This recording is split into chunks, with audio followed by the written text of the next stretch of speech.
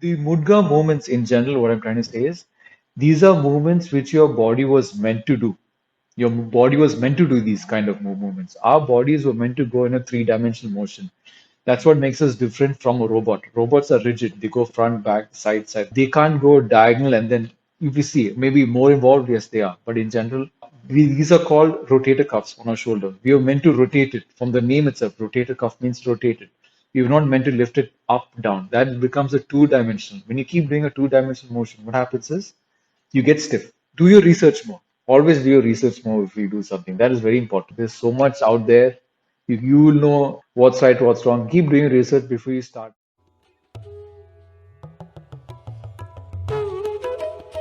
Namaste and welcome to another edition of the Bharat Varta podcast. I'm Roshan Karyappa. If this is your first time here, we publish long-form discussions on politics, policy and culture focused on India.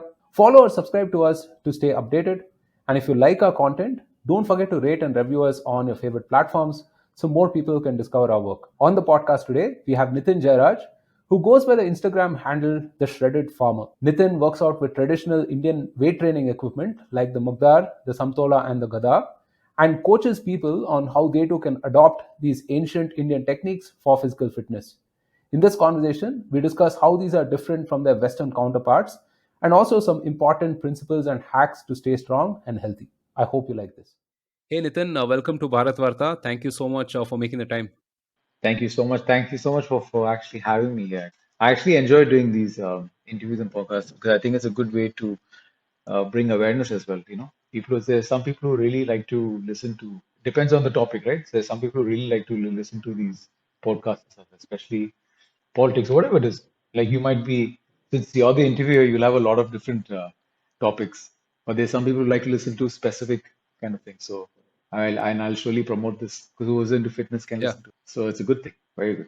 Yeah, I think health and fitness is important for everyone, right? I mean, like this is sound body, sound mind. So I'm sure that, whatever you talk about is extremely relevant for our audience. And also, our audience is interested in all of these indigenous knowledge as well, right? Knowledge systems that we have. And considering that, you are into traditional weight training equipment and so on, that is really what intrigued me. I followed your Instagram page about a week back. And since then, I've been very, very clued into all of the various workout routines that you post. Actually, let's start there, right? I mean, how did you get into this? It doesn't seem like a very popular or conventional choice as such. So how did you get into training with the traditional equipment? Like I tell everyone, my first this thing was basically how I got introduced to it is basically from a movie. I don't know if you know Salman Khan's Dabang. In that there was Sonu Sood. He's the he's the villain, but he was using it. I don't know if he uses it in real life, but in that he looked really good, his body. And you talk about like 14, 15 years ago, and that kind of like wow. I was really thinking about like because really got my attention because it's something where his body looked really good at that movie, and I'm sure he has a good movie body right now. But what I'm saying is, at that time, he was doing that and got me something really interested in that. And what got me more interested out of that was just to experiment and everything. And then I read about that. The movement, if you see, it's all about rotational swings, right? And that's when I realized it's more about joints. I always like, I don't know, if you and others, all of us got influenced through Hollywood in our college days and school days. We're looking at Arnold and Sylvester Stallone, everything, and Yeah, they have good Stallone and physiques, right? Stallone, and that's what made us all go to the gym, I think, in the start, right? To join a gym and experiment it, right? Which is good, made me go to the gym, which really thing. But then what happened was, a couple of years later, I was getting very stiff. Joints were aching. Sometimes you get these joint aches and shoulder stuff. And then I was just thinking to myself, I'm going to the gym to get fit, but am I really fit? I might look good, but am I really fit? These are things which really caught my head. And then I couldn't get myself hands on to a Indian traditional tools like the Mudgar or Gada. So what I did was then after getting injured a lot, the joint pains, and I got into CrossFit. And CrossFit had a sledgehammer. So I started doing it with a sledgehammer, you know, trying to do these things. And this is you're talking about 14 years ago. And from there, I kept experimenting it and everything. And that time, resources were very less for me because I was based in Dubai, and this is an Indian workout.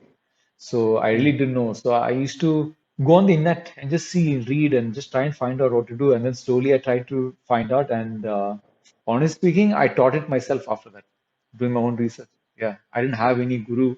I did teach myself for many years, for like at least 7, 8 years, and but I wasn't still into it properly. And then what happened was, 2019, I came to India, thinking that I want to pursue this passion. And then lockdown happened. And during lockdown, I thought, okay, see, now I know, I knew the knowledge.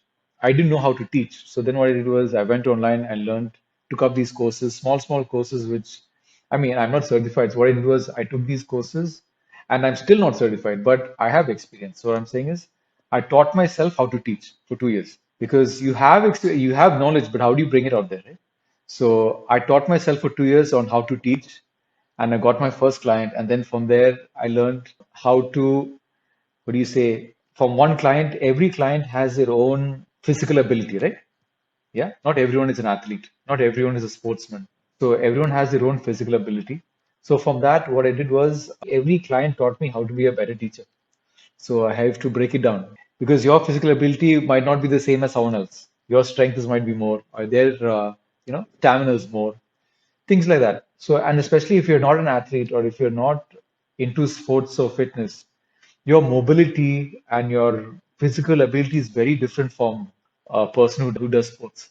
So your learning curve and everything. So honestly speaking, I taught myself how to teach for 2 years, but then the real teacher came out of me when I started teaching, and that too online teaching. I only do online classes, so online teaching was even more challenging. And that's what right now I have like I've crossed the 1,000 mark, yeah, with clients. So it's been a good journey, and it's still going on there. Yeah, so that is exactly how I got it. So injuries is what actually got me into this Indian traditional workout. Amazing. Amazing. Yeah. I think with conventional workouts, you do realize some limitations, right? I mean, whether when you're doing machines or even when you're doing barbells and dumbbells as such, right, you do tend to become a little rigid. You lose a little bit of flexibility. I mean, we all say that, we should stretch enough and, we should complement these exercises with, other mobility exercises. But really, how many of us do it, right? I mean, it's Do it usually right. an afterthought. Whereas, I mean, with something like a mudgar or the gada that you use, I think the whole mobility aspect is baked into the strength training itself, which is what makes it like super interesting, I think. Your Instagram handle is very interesting. It's called the Shredded Farmer, right? You Yeah. want to explain that? I mean, is that more than just that? I mean, is that a lifestyle? So during lockdown, that's when the name came actually, because I live pretty much in the village and it's a farm area. So during lockdown, I really got into a lot of farming, like hands-on farming. And then what I did was when I was doing my Mudga workout and I was doing the farming with with the plowing and things, the movements were very related to each other. They're very much related to each other, like shoveling and the Mudga swings. They were very related. So then I thought, so that's how the name actually came because I live around in a farm area, and I thought you don't see much Kushti people, or don't see much people who do the Indian workouts who are really shredded. So I thought, and that actually got me really. I really didn't do any diet. So what happened was within like 9 months, I could see I was eating more, and also same time I was getting more and more shredded. So I thought, that's how the name came. So I thought when I started my handle, I thought, what, let me just do that, and it just kept going on with it. So yeah. Yeah, I mean, so we have a caretaker back in the village, and that guy probably eats 3 or 4 times a normal meal that I have, right? And he's shredded, right? And he's probably, I think, in his 50s right now. And one of those guys who can kind of split a twine with his bare hands, that kind of So strength, right? exactly, It's exactly. pretty insane. And it's very They they functional, right? I they mean, it's might not not like they're look trying to show off, or it's not like, yeah. exactly. It's so normal for him because he does it on a daily basis. It's like his normal thing for him. Yeah, he's not doing it to show. So imagine if he was actually training to for a competition, his outcome will be even more. This is just normal for him. So you know what I mean? So let's talk about some of the traditional equipment that you use, right? And these, they do find mention in some of the ancient scriptures and so on. So I was actually pleasantly surprised to know that this is even mentioned in the Artha Shastra as such, right? So these mudgars and gadas and plenty of others like Indian clubs and so on. Can you give us like a 101 of what are some of these weight training equipment and how do you use them? Okay, so I would say this. So let's say first it was, as we all know, and I'm sure you must have seen, it was with Lord Hanuman. He has a gada, right? It's one of those things where it's with him, and from there it goes. to your warriors. And to your warriors, it is more of swords and shields. Yeah. So these tools kind of replicates that. So kind of replicates that. It's the person who swings it and then they bring it back. Swing it, bring it back. It's like an attacking and defensive, attacking and defensive. So that is the warrior type. After that, it's got more evolved and went into the akadas and into farming or like laborers. So I'm talking about when it comes to like the farming part, it's coming when you use your shovel, when you use a lot of these things where you carry a bag and things like that, sacks, these kind of movements are very related to the movements, the swings we do. And in the Akar is more for grappling, catching, throwing, all these kind of things, you know. So it's more of martial arts there and in the farming area. So it is very related to each other, but it's just that that is more of an attack situation. Here is more of a lifestyle. So that's how these movements thing. So one of the movements where we call in the western side, it's called the mills. Okay, so you take the mudgar, you swing, come back, swing, come back. So that in the south, or if you bring it to the Indian side, that would be basically you take a dobi wala. It's same movement. You take the cloth, you hit it on the stone, they come back. Hit on the stone, come. So these are very similar. So I'm trying to say it is more. Everyone keeps their own names for it, which is fine. And it's just saying what I'm trying to say is it's very relatable right now. You know, these are the kind of moments. So the mudga moments in general, what I'm trying to say is these are movements which your body was meant to do. Your body was meant to do these kind of movements. Our bodies were meant to go in a three-dimensional motion. That's what makes us different from a robot. Robots are rigid. They go front, back, side, side. They can't go diagonal and then if you see maybe more involved, yes, they are. But in general, these are called rotator cuffs on our shoulder. We are meant to rotate it. From the name itself, rotator cuff means rotated. You're not meant to lift it up, down. That becomes a two-dimensional. When you keep doing a two-dimensional motion, what happens is you get stiff where it was meant to go a three-dimensional motion. So I'm talking about your shoulder, your wrist, your ankle, and your hips and your neck. So these were meant to rotate.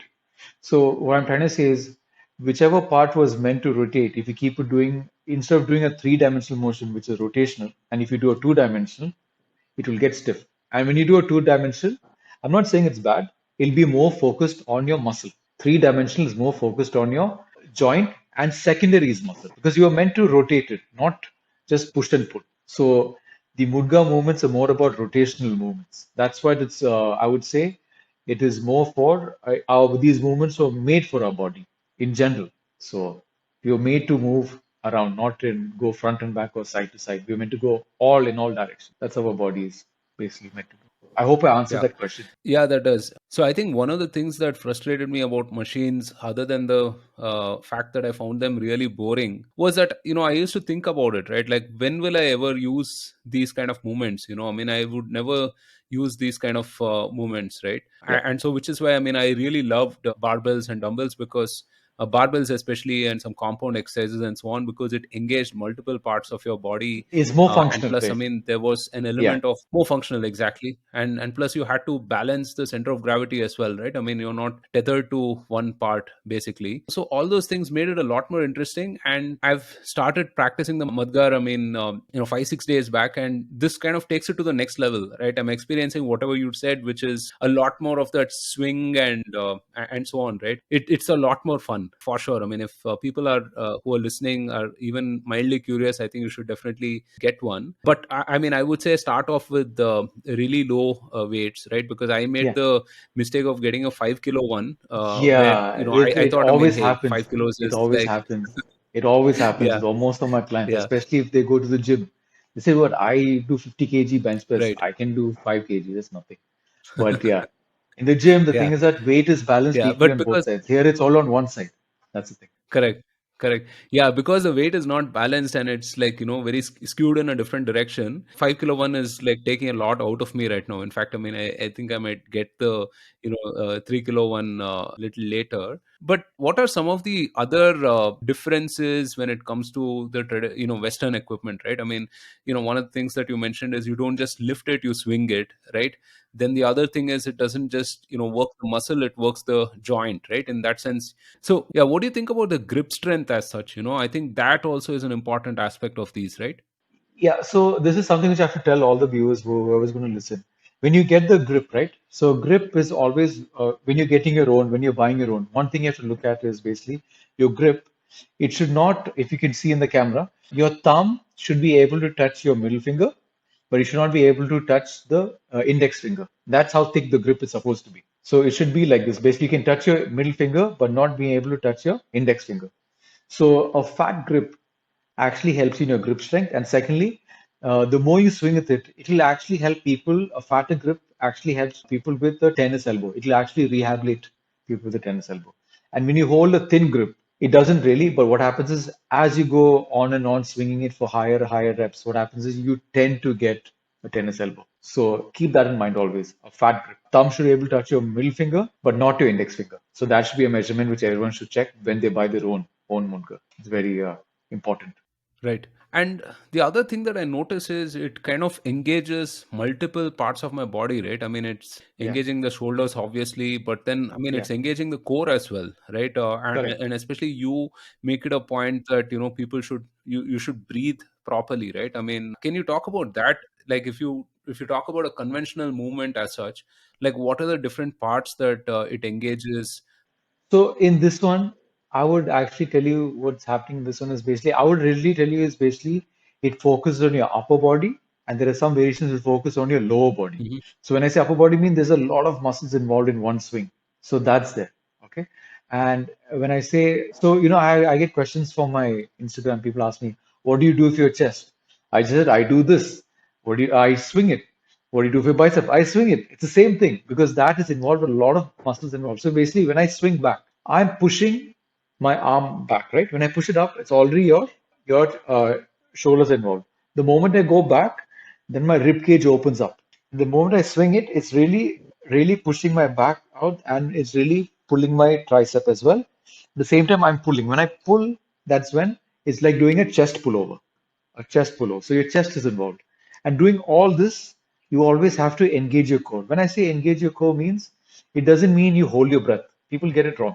People hold their breath thinking that they're engaging their core. No, it's like this. You should be able to flex your core at the same time breathe. That's very important. At the same time, when you flex your bicep, do you hold your breath? No, you don't hold your breath. You just flex your bicep, right? And you breathe normally. Same way. So what I'm trying to say is some people get it wrong by saying holding the breath means they're flexing the stomach. No, it doesn't mean that. You should be able to flex your core. Okay, it might be not be visible, but what I'm trying to say is when you flex your core, what happens is your body balance will really increase. Your posture will really be improved. So when you swing, the balancing the mudgar is so much easier when you engage your core. So this helps you from keeping your core very strong, core engagement, body balance. Okay. And what happens is, and when it comes to lower body, I get a lot of questions about lower body. Lower body, what happens is you're always rooting your toes into the ground. Otherwise, if you, because this, let's say you have a 5 kg, right? You said that 5 kg, when you swing it, you tend to go to the side, right? Unless you engage your core and keep your feet locked to the ground, it will go otherwise. You will go with it. So your feet are working, your legs are working, but what I'm trying to say is it's more on the joints. Okay, it makes it more agile. Your agility level becomes really good. Your joints become really good. At the same time, what happens is okay, your muscles are getting engaged, but you will not get a muscle gain because we're not pumping. We're not. It's not a two-dimensional motion. It's more of moving side to side, side to side. So it's very, no matter how much I explain, it's hard for people to understand unless they try it. So when you keep doing it, what happens is you're still engaging your core and keeping your feet down to the ground. So what happens is you will get very toned lower body. And that's what happens with this. You get very toned lower body, very toned muscles, shaped up muscles. But muscle gain, no, you will not get muscle gain because we're not doing a two-dimensional motion over here. We're just only focusing on keeping it down, strength. So effort is going in your lower body, but at the same time, not as much as, or let's say, not even half as much as what's happening in the gym when you're doing your squats or when you're doing your leg presses. So then you have lower body workouts as well with these. And that is another thing. So then what happens is that is really focused on your lower body because then again you engage in the core, trying to balance the mudga and you're doing squats. So that's a different thing. So we are basically, like I said, we're focusing more on joint strength because I always tell my clients, what's the point of having big muscles when your joints are weak? How are you going to move those big muscles if your joints are weak? What I'm trying to say is, I'm not saying bodybuilding is bad. Bodybuilding has its pros, the gym has its pros because someone, let's say someone's muscle is really weak, he really needs to go to the gym to develop that particular muscle. Yeah, so that's the beauty of bodybuilding. You focus on each and every muscle. So that's the whole point of going on stage and showing that you have that particular muscle. But what I'm saying is also add this to your workout. This will complement your lifestyle. This plus bodybuilding, imagine having really flexibility and at the same time really good body muscles here. So you're getting your mobility with your muscle. So I keep telling people, don't get me wrong, I'm not saying bodybuilding is bad, but you need to do something about your mobility as well, because I went through that. My mobility was so bad, I had a lot of friction in my joints, lifting heavy, doing the same movement. Your joints really get grinded, so you have to work on your mobility as well. That's what. Yeah, I think another difference that I notice, the swing is not very. I mean, if you've gone to the gym and if you've trained and so on, right? I mean, you have this concept of time under tension, right? And you have to like focus, and your flow has to be controlled. Your movements have to be controlled as such. But Yeah, here, I mean, you're literally swinging, right? I mean, it feels a lot yeah, more natural. But yeah. at the same time, I mean, you feel like should I sort of control the flow or let it be, right? So yeah, I mean, that's another thing that I kind of noticed. Okay. So the thing is that you have to let go. You should let it swing freely. Muscle is always used to only to push and to pull. The swing part should let it go by itself, meaning let it go. Only grab onto it and let, because the moment you let go, that's when your joints get stretched and pushed back. Stretched and pushed back. So you get stretched and then flexed, stretched and flexed. So that stretching and contraction and pushing it, pulling it, what happens, that is what rehabilitates your joints. So don't control your swing, control the force, control the direction it has to go. That's all. Let it go, just keep pushing and pulling. That is, the pushing and pull will control the direction it has to go. That's it. So let it go the way it goes. The moment you want to stop it, pull. You want to start, push. So let the gravity work and everything. So that's how to make it look like ballet. Make it look very nice. Make it look very smooth. That's the only way to, because we only have to use push and pull. The swing part, let it happen by itself. That's like a pendulum. And when you push, you'll create the swing. You push, let it drop, you'll create the swing. And the moment it swings back, that is the time when you have to pull, because it's like this. I don't know if how to explain it to you, but let me just show you like with a pen or something. So what I'm trying to say, when it swings, yeah, it's swinging, right? So at this time, when I drop it, it's going to swing, right? So when I drop it, here the force is going to increase, increase, increase, and then from here it is at maximum. Then it's going to decrease, decrease, decrease. The moments that is lowest, it's going to swing back, right?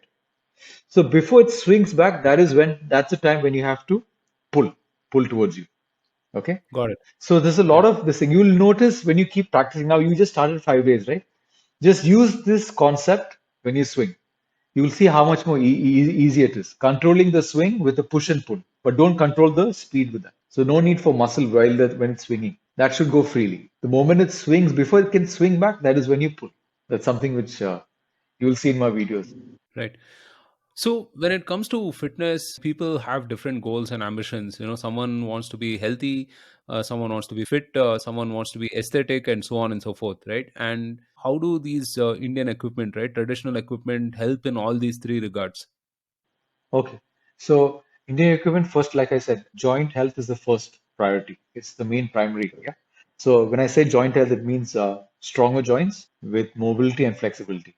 Okay. That's one thing. Muscle, yes, is involved because you're always holding on to an external weight. So that muscle will add up, will show on your body. That external weight you're pushing and pulling will show on your body.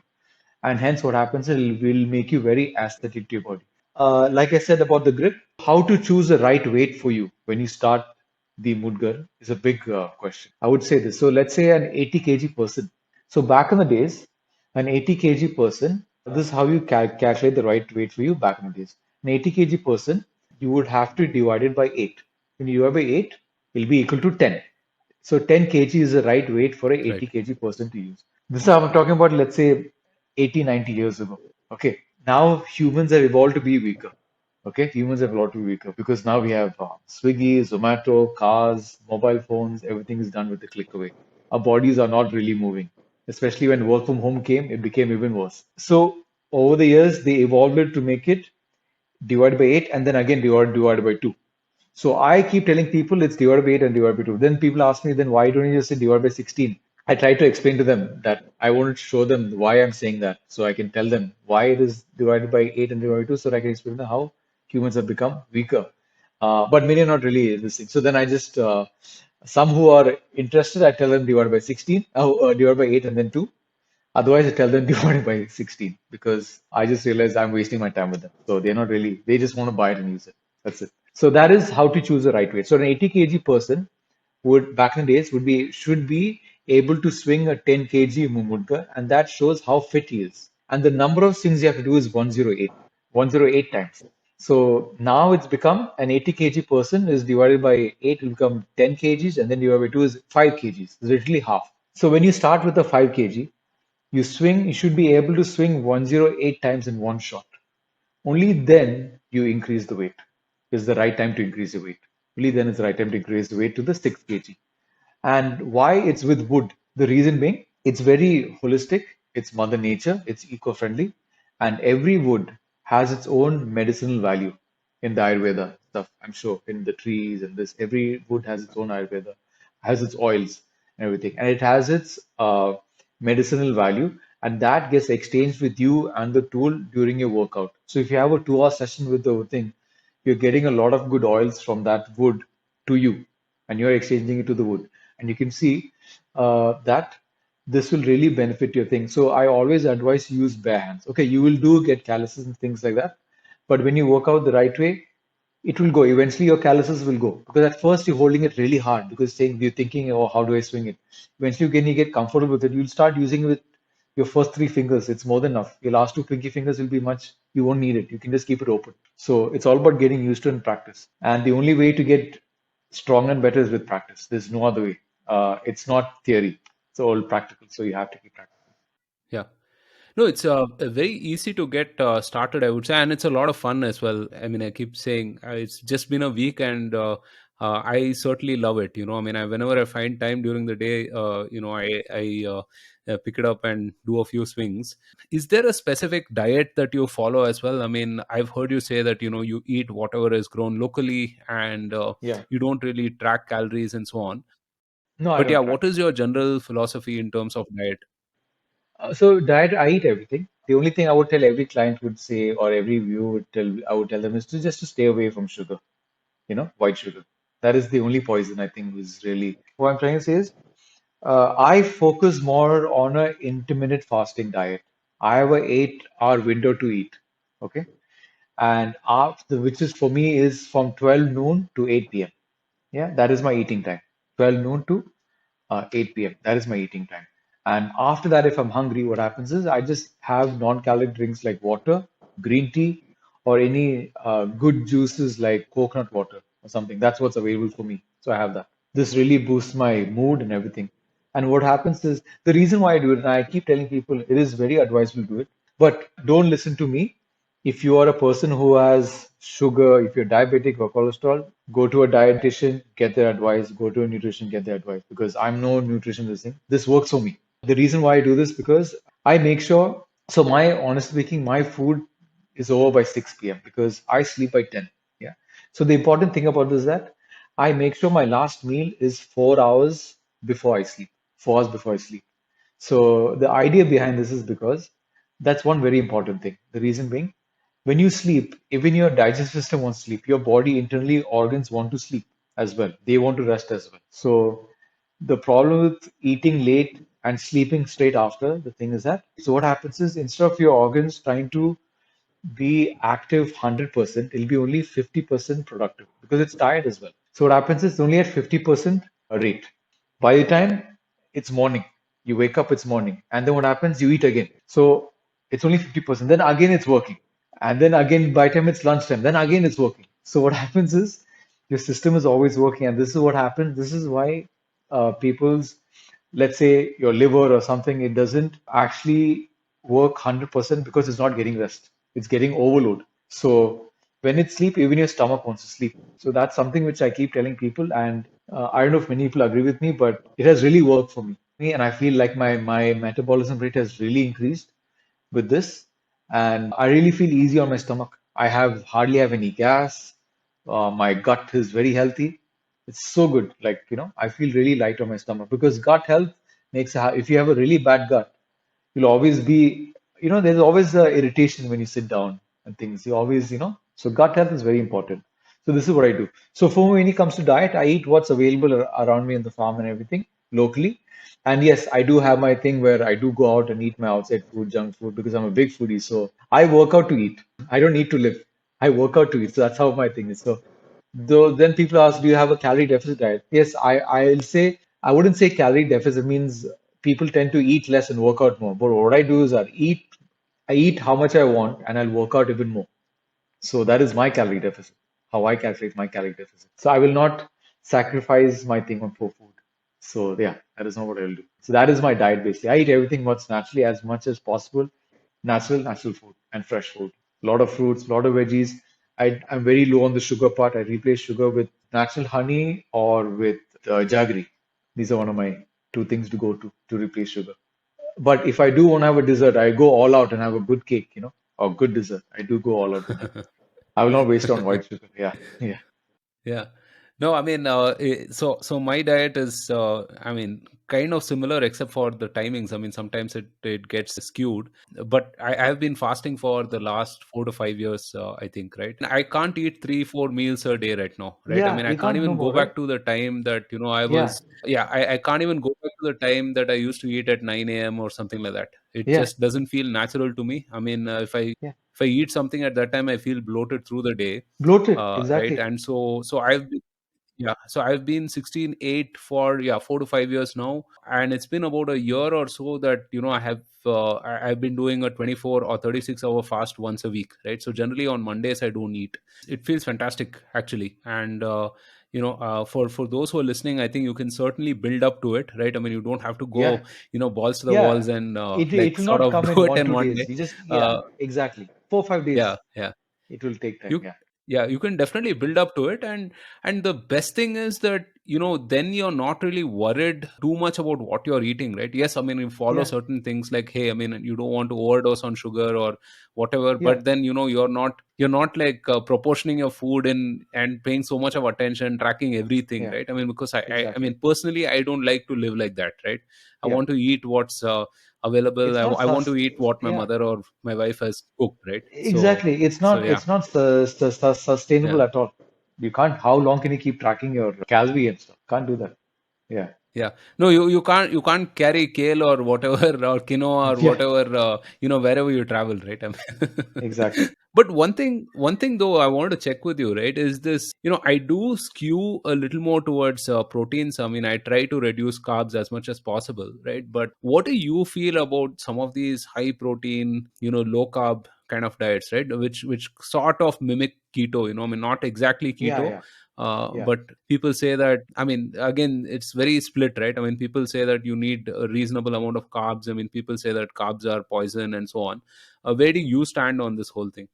So it's like this. I would say listen to your body. A person who sometimes advises these things is basically you have to look at the background of the person who's doing it. So I'm a person who works out a lot, and my job is to work out. So I burn a lot. So I eat everything. So I can't restrict on carbs. I can't restrict on protein. I do need everything. Yeah, I wouldn't say a keto and everything is, if keto and everything is just a fast track, it's easy way because the moment you stop, you will gain everything back. Try not to do diets which are not sustainable. You know what I mean? Because it's not sustainable. You have to check your lifestyle as well. You have to see what suits your lifestyle. So don't, because a person who doesn't work out can maybe do it because he doesn't need maybe that much carbs. He doesn't need to because he's not doing any physical activity. So things like that. So it is important that, these things are really important. So you should choose the right diet for your lifestyle. So if you're a person who doesn't work out at all, you don't need all that high protein, you don't need all that high carb. You know what I mean? Because you need to burn it as well. No? So I would always suggest go to a nutrition, tell him your lifestyle, how much you work out, and everything. Be very honest with him. So according to that, they will give you a perfect diet. That is very important. So not every diet is not my diet wouldn't be suitable for someone else because if he's a diabetic or something, fasting will really play with his sugar levels. So that's not good. So that's why I said consult your dietitian before you do something. I'm not certified, but this has helped me. That's all. You know what I mean? That's very Yeah. important. Yeah. So that's that. The best thing is to sort of try it out for yourself, right? And figure what really works for you rather than following a prescription, because there is Yeah, really no one size fits all. I mean, even in yeah, the exactly. same family itself, I think different people have different sort of needs and requirements. On this note, right? I mean, what are some of the common health and fitness mistakes that you notice with Indians, right? One obviously, I mean, we tend to eat a lot of refined carbs, right? I mean, like rice and so on. But anything else as such? I mean, any health and fitness mistakes, common mistakes that you encounter when you coach clients? Yeah, one of the biggest thing with my clients, I mean, it's they all fine. They ask me the doubts and I clear them. But what I see and what I see people do is some people really starve themselves, thinking that that'll help them lose weight. That's really wrong. Another thing is ego lifting. Your technique goes really bad when you do ego lifting. That's really bad. You can really enjoy yourself. That's one. And the other thing is they look at what's on social media and do it. So, oh, he's eating that. So let me also eat that. I will become like this. But they don't know what else he's doing to eat that. So do your research more. Always do your research more if you do something. That is very important. There's so much out there. You will know what's right, what's wrong. Keep doing research before you start. Especially it's your body, it's your health. Your body is your home, right? If your home is not clean, if you're not putting something clean in your body, it's going to show out. It's going to show on your skin. It's going to show on your health. So make sure you put something clean into your body, something safe into your body, Don't just look at a couple of things and say, oh, he's doing it, I'll also do it. But look at his background, what he's doing. It's very important. It's just having supplements and not working out enough to burn those supplements as well. People take fat burners thinking and not to work out, and you get so anxious. You get this your body gets into a rage. You get very irritated and stuff because you're not burning it. So please don't have fat burners thinking that you'll just lose weight. No, it'll really play with your mind, really play with your head. So it doesn't work that way. Yeah. Yeah, for sure, for sure. I had another couple of questions, right? It's been a journey for you in terms of bringing back this ancient wisdom, right, with these traditional tools and equipment and so on, right? I mean, I think that's pretty amazing. You're popularizing this with a lot more people and so on, right? What do you advise to other people who are trying to bring back some of these ancient knowledge systems and so on, right? I mean, because you are pretty popular, you have 25,000 plus followers on Instagram, you coach a bunch of people as well, right? So for someone else, someone in some other sphere, right? I mean, people who are trying to bring back these knowledge systems, how do you make it cool for the younger generation per se? The only way to do is to keep sharing, keep learning, keep your ego aside and just keep sharing, keep sharing. There's always a bigger fish there. So keep learning. So I even look at a lot of people's profiles. I keep looking at that. I keep learning. I keep learning. So be open to learning. That's a very important thing. No one's the best. No one's the best. Even if you feel someone's the best, if you ask him, you think he's the best, he'll say he's not the best. So always keep learning. Yeah, keep learning. Keep an open mind to learn, and keep practicing. I think that's the only way. Don't stop yourself from sharing. Keep teaching and keep learning. That's the only way. And I'm just going to keep doing that. So that's why I keep posting on a daily basis. I keep sharing whatever I know, so sometimes today's post I might forget, and then I post it in the next day's post. So yeah, we're all human. So I just keep posting. So that's it. That's the only way I think to keep sharing and keep listening. No, I really love your humility, and it's so right. I mean, I think oftentimes when we're trying to do some of these things, right, we look down on the present generation and say that, hey, these guys are, perhaps superficial. They don't want to invest time and effort to learn all these things and whatnot. But I think you have to understand the times that we live in, right? We live in, Instagram times where attention spans are small and people are very superficial, right? And so on. So you need to play in the medium and the language that these folks understand, right? I mean, like in your case, right, the fact that you are shredded yourself, right, that adds a huge amount of interest to the workout routines that you're doing Exactly. I'm as just well, trying to right? show this is what got me here. Exactly. These tools got me here. That's what I'm trying to tell them. And I mean, you all have to start from somewhere. So I did start with bodybuilding, then went to CrossFit, and that also didn't suit me. And then I came here, and this really suits me. And I feel I'm still younger than most of my people of my age among my friends. You know what I mean? When it comes because this got me here. So yeah, when it comes to fitness, age is just a number. So Yeah, for sure, for sure. So before we leave you, Nitin, any other parting thoughts? I mean, where can people find you? Of course, I mean, you are the shredded farmer on Instagram. Any other places they can find you, and any words of advice before we leave? I mean, you can. This is the only place I'm there, and then on YouTube. I'm there on, and I have a Facebook page with the same name, but I'm not that active. Instagram is my main thing, my main go-to thing, because I'm a one-man show. So that's why I can't go to so many social media platforms. Mainly, it's on Instagram. And the only thing is that what I'm trying to tell people is, if you do ever start this Indian traditional workout, don't go heavy. Start light, learn the technique, get a good trainer, do your own research before you find your own trainer. See, because the platforms are out there, you can always do your research on the right trainer. And once you learn the technique, go heavy. Don't go heavy, don't go ego lifting because it's not going to get you anywhere. You're just going to get injured, and then you'll blame it on the tool, saying that, oh, this got me injured. So don't blame it on the tool, it's yourself who did it. So don't do that. And I would always suggest stay away from supplements if you don't need it. That's the thing. I wanted to add this as well. So the Mudga benefits is, first of all, is your joint health, makes it strong and flexible. Then second is, it gives you body balance. So when I say body balance means, people tend to trip and fall, right? This helps you from not Yeah, falling. So if you trip, you'll get your balance back and you will not fall. You know what I mean? So trip and get back into yeah, balance. Yeah. Good core engagement and good posture. So this is something you need because as we get older, I don't know if you've seen your senior citizens among us, among which are around us. You see, they can't raise their arm over their shoulder level. They feel it's really hard. So these things really help. It's for all ages, senior level, juniors, everyone can use this. It's purely for the joints. It's really fun. So this is something which I've told about the Mudgar absolutely. Gada. Yeah, Yeah. No, and these things are arguably more important as you age, right? I mean, definitely as you tend to lose muscle and so on. So it's all the more important as you age.